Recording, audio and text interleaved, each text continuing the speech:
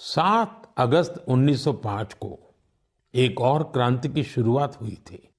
स्वदेशी आंदोलन ने स्थानीय उत्पादों और खासकर हैंडलूम को एक नई ऊर्जा दी थी।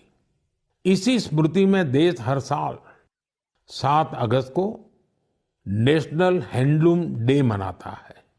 इस साल 7 अगस्त को नेशनल हैंडलूम डे के 10 साल पूरे हो रहे हैं।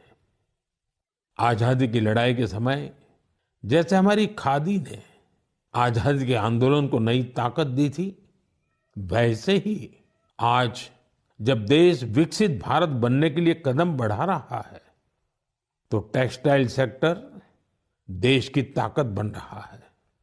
इन 10 वर्षों में देश के अलग अलग हिस्सों में इस सेक्टर से जुड़े लाखों लोगों ने सफलता की कई गाथाएं लिखी हैं। महाराष्ट्र के पैठण गांव की कविता धवले पहले एक छोटे से कमरे में काम करती थी। न जगह थी और न ही सुविधा। सरकार से मदद मिली, अब उनका हुनर उड़ान भर रहा है। वो 3 गुना ज्यादा कमा रही है।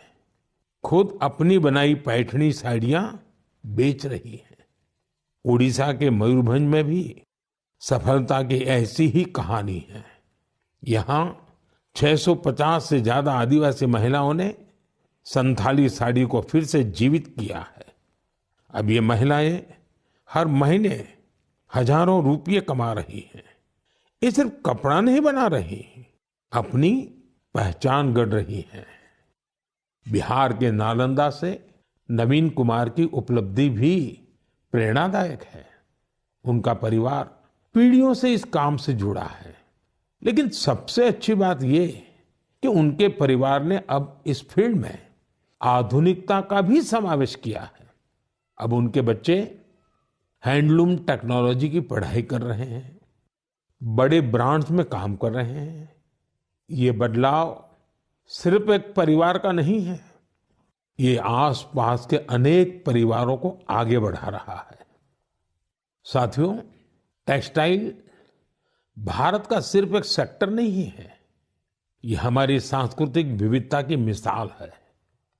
आज टेक्सटाइल और अपैरेल मार्केट बहुत तेजी से बढ़ रहा है और इस विकास की सबसे सुंदर बात यह है कि गांवों की महिलाएं, शहरों के डिजाइनर, बुजुर्ग बुनकर और स्टार्टअप शुरू करने वाले हमारे युवा सब मिलकर इसे आगे बढ़ा रहे हैं। आज भारत में 3000 से ज्यादा टेक्सटाइल स्टार्टअप सक्रिय हैं। कई स्टार्टअप्स ने भारत की हैंडलूम पहचान को ग्लोबल हाइट दी है। साथियों, 2047 के विकसित भारत का रास्ता आत्मनिर्भरता से होकर गुजरता है और आत्मनिर्भर भारत का सबसे बड़ा आधार है वोकल फॉर लोकल। जो चीजें भारत में बनी हो, जिसे बनाने में किसी भारतीय का पसीना बहा हो, वही खरीदे और वही बेचे। ये हमारा संकल्प होना चाहिए।